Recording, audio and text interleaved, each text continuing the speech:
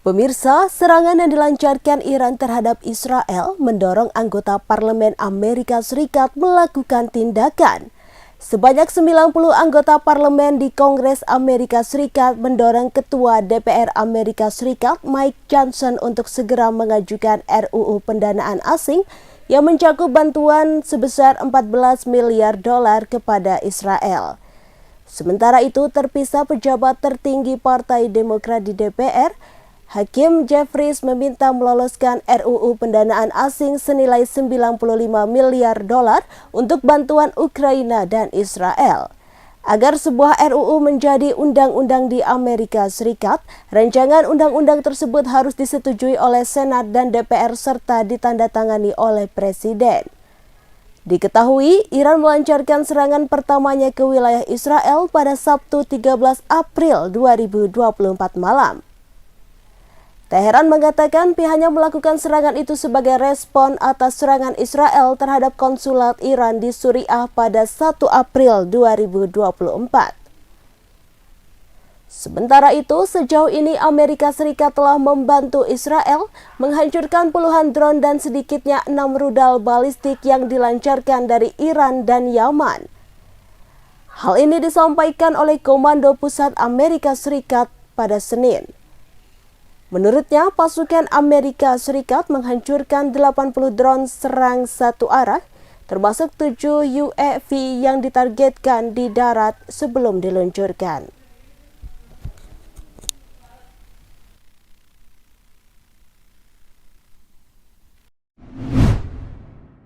Pemirsa, korban perampokan disertai penganiayaan di Jalan Taman Ruby nomor 14 Perum Pondok Permata Suci, Kecamatan Manyar, Gresik, bernama Azizatus Solihah 24 tahun asal Desa Kujung, Kecamatan Widang, Kabupaten Tuban.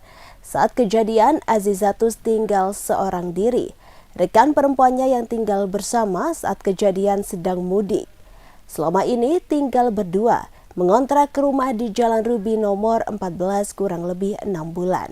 Korban belum menikah secara resmi dan biasanya ada suami siri yang datang ke rumahnya mengendarai mobil mewah. Saat kejadian, pelaku tahu bahwa korban di rumah sendirian. Kemudian pelaku langsung masuk rumah mengenakan penutup wajah dan sarung tangan. Kanit Reskrim Polsek Manyar, Ibda Saiful Rahim menuturkan kronologi kejadian sekitar pukul 18.00 waktu Indonesia Barat. Pada saat itu korban sedang memasak di dapur seorang diri. Saat itu pintu rumah dalam kondisi terbuka. Tiba-tiba korban mendengar suara langkah orang masuk ke dalam rumah. Pelaku lantas mendorong perempuan berambut pendek itu hingga terbentur meja. Azizatus Solihah hanya bisa diam dan pasrah melihat pelaku mengambil ponsel iPhone miliknya. Tidak berhenti di situ, saat Azizatus menyerahkan kalung, pelaku melihat gelang dan cincin yang dipakai oleh korban. Selanjutnya, pelaku mengambil perhiasan di tangan itu secara paksa. Perampok juga menarik paksa anting yang dikenakan oleh Azizatus Solihah. Selain mengambil perhiasan, pelaku juga sempat menanyakan tempat penyimpanan uang. Aksi perampokan itu berakhir setelah korban mengatakan bahwa suaminya akan segera pulang. Dua pelaku langsung bergegas meninggalkan lokasi sembari membawa kabur barang hasil perampokannya. Akibat kejadian tersebut, korban mengalami luka-luka, antara lain memar di bagian dahi hingga sayatan di telapak tangan. Beruntung nyawa korban masih selamat dan tidak terjadi aksi asusila yang dilakukan pelaku perampokan tersebut.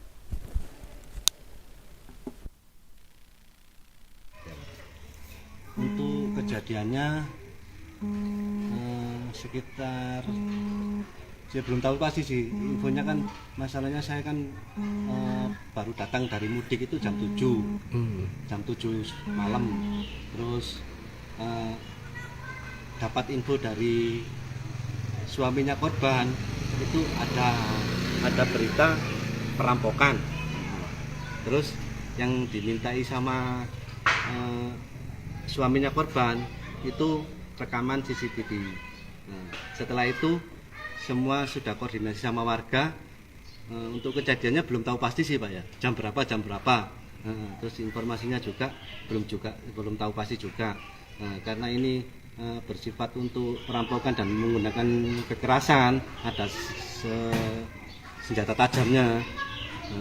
Indikasinya kan saya juga nggak tahu motifnya seperti apa. Cuman yang saya tahu waktu saya pulang dari mudik itu sudah terjadi perampokan. Korban ini di sini tinggal berapa orang? Kalau untuk korbannya 2 orang, temannya. Nah, waktu menempatinya kurang lebih 6 bulan lah. Kebetulan orangnya juga penghuni tidak tetap. Ya, istilahnya itu kontrak lah gitu kan. Nah, kisaran kurang lebih 6 bulan lah. Asli mana orangnya ini, Pak? Dengar sih aslinya sih kayaknya Tuban. Nah, kalau yang suaminya itu aslinya kalau lihat dari logatnya Madura juga kan gitu. Kalau korban kejadiannya di sini tinggalnya Sama temennya, cewek juga. Ya belum tahu juga sih pasti namanya siapa. Tuh. Ada temannya. Kebetulan kemarin itu nggak tahu sih temannya kok nggak ada pulang atau gimana waktu Lebaran. Kan gitu. ada CCTV yang cerita ini ada yang merekam gerak-gerik mencurigakan nggak? Kalau untuk merekam gerak-gerik yang mencurigakan itu ya nggak bisa dipastikan karena kan nggak mengarah ke rumah, nggak mengarah ke rumahnya karena mengarahnya ke wilayah rumahnya masing-masing kan gitu. Kalau yang CCTV komplek tidak aktif ya? Tidak aktif, masih belum ada. Untuk rencana sih ada kalau CCTV komplek, cuman masih belum direalisasi sama warga. Kalau sehari-hari sosialisasinya kayak gimana korban ini, Pak? Korban sehari-hari sosialisasinya ya seperti biasa Pak, di rumah. Kalau untuk hanya perkumpulan aja keluar. Kerja di mana sih, Pak? Ini, Pak? Yang Korbannya ini? Korbannya saya belum tahu Pak, kerjanya di mana. Suaminya juga saya nggak tahu kerjanya di mana, usahanya apa, seperti apa. Yang tahu pasti yang punya rumah kan gitu. Sekarang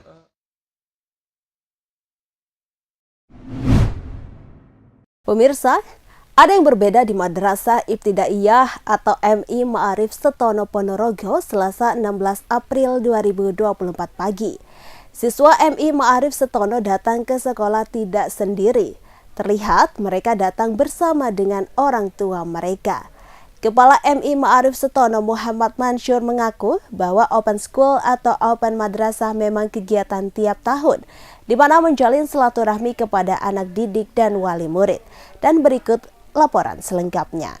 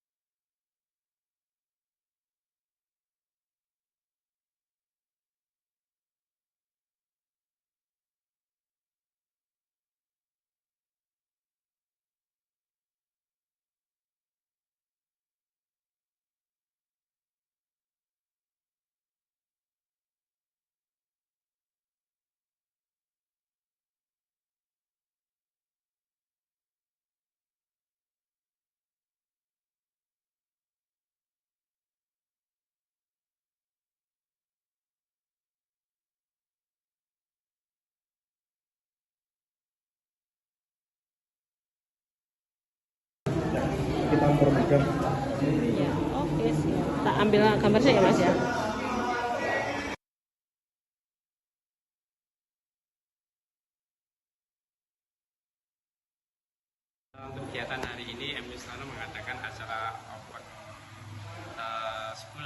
Kebun Madu Besar yang ini alhamdulillah sudah menjadi rutinitas untuk lembaga kami setiap tahun kita mengadakan acara silaturahmi bersama anak-anak didik kita bersama wali murid yang ini menjadi sebuah momen yang bagus di hari raya ini untuk apa kita saling maaf-maafan antara wali murid, antara stakeholder yang ada di lembaga ini bersama anak-anak dan Bapak Ibu guru.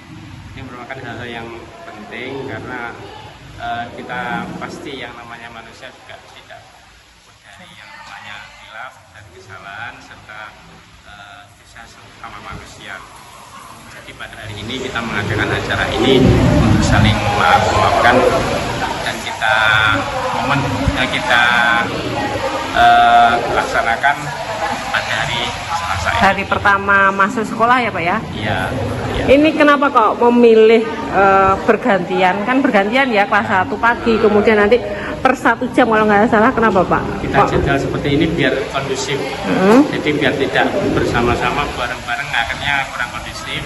Jadi kita atur shift-shift atau jadwal-jadwal per kelas, mulai kelas 1 sampai kelas 6 bersama wali murid biar lebih nyaman, lebih kondusif setiap kelas.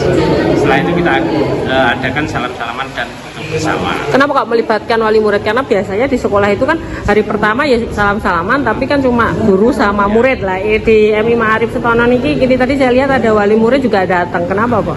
Untuk lebih dekat. Lebih dekat ya? Lebih dekat dengan wali murid kita, komunikasi. Kita tidak terlepas dari wali murid ya, sebagai partner kita. Pemirsa, Yordania melarang Israel menggunakan wilayahnya untuk membalas serangan ke Iran. Kini, militernya tengah siaga penuh dan meningkatkan patroli udaranya. Dikutip dari tribunnews.com, hal ini disampaikan oleh juru bicara resmi Angkatan Bersenjata Yordania. Dijelaskan bahwa Angkatan Udara Kerajaan Yordania meningkatkan patroli udaranya pada Selasa 16 April 2024 pukul 01.00 waktu setempat. Manuver ini dinyatakan untuk mencegah penetrasi udara dan mempertahankan wilayah udara Yordania dari pihak manapun. Lebih lanjut dijelaskan, tindakan ini menandakan kesiagaan penuh Yordania di tengah perkembangan eskalasi di kawasan. Angkatan Bersenjata Yordania juga tidak mengizinkan penggunaan wilayah udara negaranya oleh pihak manapun untuk tujuan apapun. Langkah ini diambil untuk menjaga keamanan negara dan keselamatan warganya. Warga Yordania lantas dihimbau agar tak terseret ke dalam rumor yang beredar yang akan menimbulkan kegelisahan di kalangan masyarakat. Pernyataan Angkatan Bersenjata Yordania Tentara Arab ini muncul setelah kabar jika Dewan Perang Israel mendesak IDF untuk menyerang balik Iran. Pasalnya, Teheran pada Minggu 14 April dini hari meluncurkan 300 drone dan rudal ke wilayah Israel. Tindakan Iran dilakukan membalas serangan Israel terhadap konsulat Teheran di Damaskus. Pemirsa, para pelaku usaha mikro kecil menengah atau UMKM yang berjualan di wisata Pantai Lon Malang, Desa Bira Tengah, Kecamatan Sokobana, Kabupaten Sampang, Madura, dihujani berkah pasca Lebaran Hari Raya Idul Fitri. Mengapa tidak, di tengah membludaknya pengunjung di destinasi wisata setempat, jumlah pembeli turut meningkat berkali-kali lipat. Bahkan per hari mereka bisa menghasilkan keuntungan mencapai 4 juta hingga 6 juta rupiah. Keuntungan itu dirasakan penjual sate bernama Turiah, 30 tahun, warga desa Bira Tengah, Kecamatan Sokobana, Kabupaten Sampang, Madura. Menurutnya, di tengah meningkatnya jumlah pengunjung seperti di momen liburan pasca Lebaran, omset yang diperoleh berkisar 3 juta hingga 4 juta rupiah per hari. Kondisi itu jauh meningkat dibandingkan hari biasanya, mengingat hanya memperoleh 400.000 hingga 500.000 rupiah per harinya. Pedagang yang berjualan sejak 2016 itu mengaku kewalahan hingga terpaksa mengajak suami dan saudaranya untuk membantu memenuhi pesanan pembeli. Sementara pedagang bakso bernama Tirani 23 tahun mengungkapkan hal yang sama jika dirinya mengalami keuntungan besar saat momen pasca Lebaran. Saat ini per hari dirinya bisa mengumpulkan pundi-pundi rupiah sebesar 6 juta rupiah. Dirinya sangat bersyukur atas keberadaan pantai wisata Lon Malang sebab sejak dirinya berjualan pada 2017 lalu bisa membantu perekonomian keluarga yang serba minim.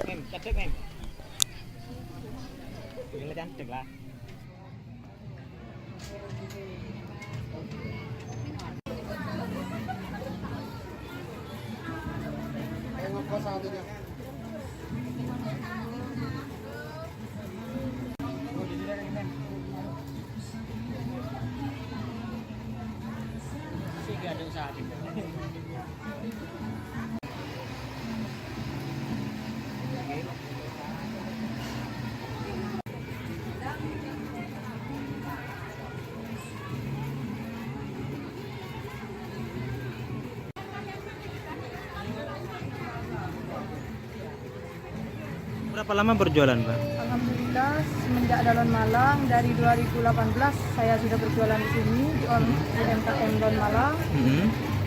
Jualan apa saja? Tetap sate ya dari Sate, awal? nasi pecel, nasi campur dan macam-macam makanan di sini ada. Di tengah tingkat keramaian yang tinggi seperti saat ini, hasil atau omset yang didapat seperti apa, Pak, kondisinya? Alhamdulillah meningkat hampir lebih dari per hari biasanya lebih dari 50% lah. Biasanya yang kita cuma dapat 200 atau 300, sekarang bisa sampai 3 juta sampai 4 juta. 4 juta ya. Per hari itu ya? Iya, Melayani berapa porsi setiap harinya saat ramai seperti ini? sampai tidak bisa terhitung. Dan masak nasi pun kita tidak pernah habis langsung masak.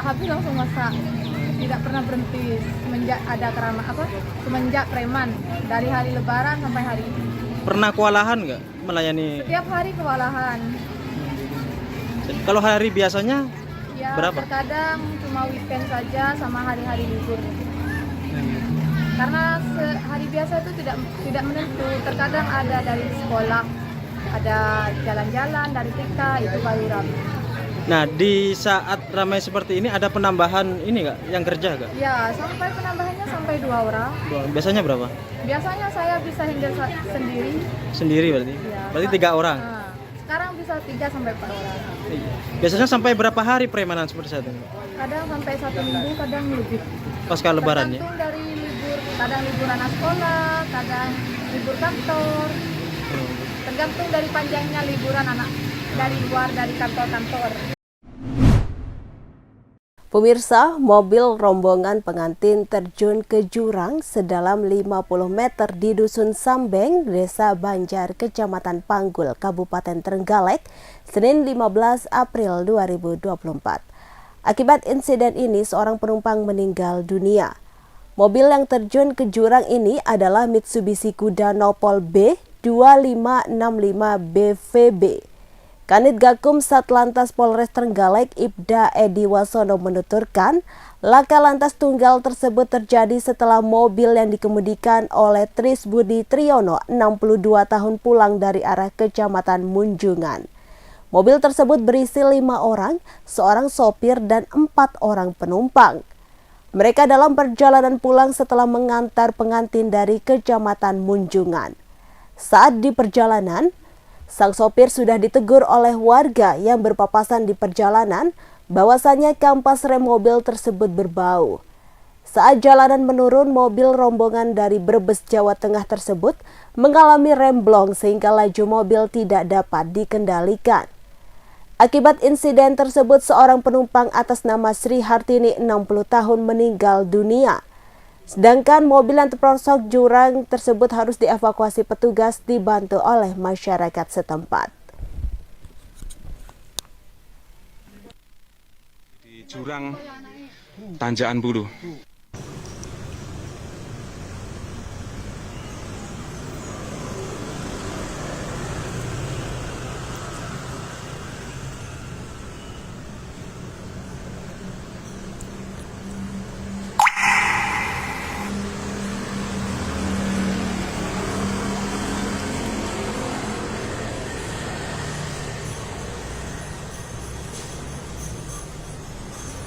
Info terakhir korban lain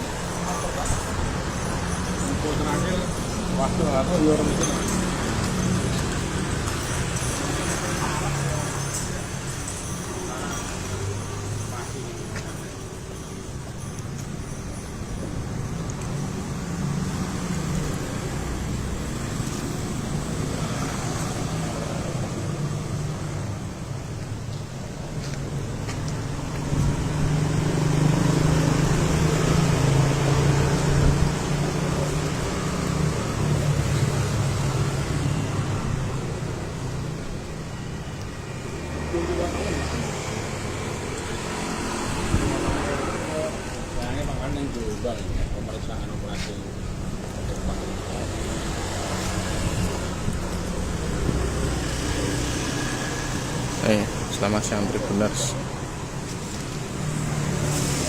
Kita sedang berada di unit Laka Satlantas Polres Trenggalek. Ini merupakan salah satu korban laka tunggal maut yang terjadi di daerah Kecamatan Panggul, Kabupaten Trenggalek. Ini laka lantas tunggal atau kecelakaan tunggal. Jadi akibat remblong ini tidak bisa mengendalikan laju kendaraan, lalu terjun ke jurang sedalam 50 meter. Ada 1 sopir dan 4 penumpang saat laka lantas terjadi, dan dari 4 penumpang tersebut 1 diantaranya meninggal dunia di tempat, seorang perempuan berumur 62 tahun. Ini merupakan rombongan pengantin dari Brebes, Jawa Tengah yang mengantarkan ke Kecamatan Munjungan, lalu akan kembali dan mengalami remblong.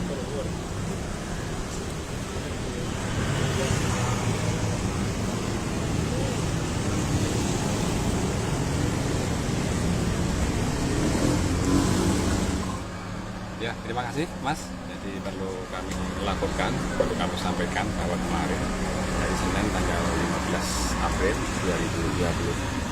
2024 sekira pukul 16.10 ini memang telah terjadi laka lantas tunggal, yaitu kendaraan Mitsubishi Kuda minibus yang membawa penumpang 5 orang. Itu awalnya dari Munjungan, acara manten mau pulang ke Banjar. Itu akhirnya terjadi kecelakaan di Desa Banjar, Kecamatan Panggul. Ini penyebabnya apa, Komandan? Penyebabnya itu remnya blong, tidak menguasai medan, ya mungkin kurang paham di situ medannya, akhirnya remnya blong, tidak menguasai, tidak bisa mengendalikan, akhirnya masuk ke jurang. Untuk korban? Dan untuk korban itu ada 4, yang 1 meninggal, penumpangnya 5, yang 1 meninggal, yang 4 luka. Jadi 5, korbannya 5. 1 meninggal di tempat, yang 4 mengalami luka dan langsung dibawa ke Puskesmas Panggul, dan saat ini sudah menuju ke rumah sakit.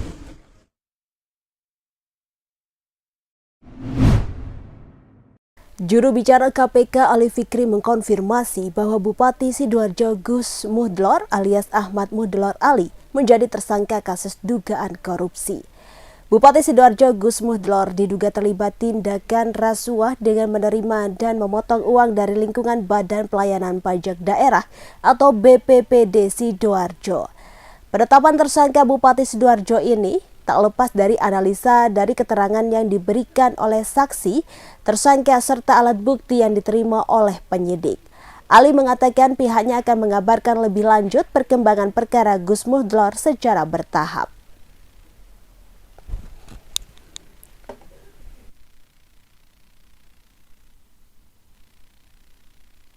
Dan keterlibatan pihak yang diduga turut.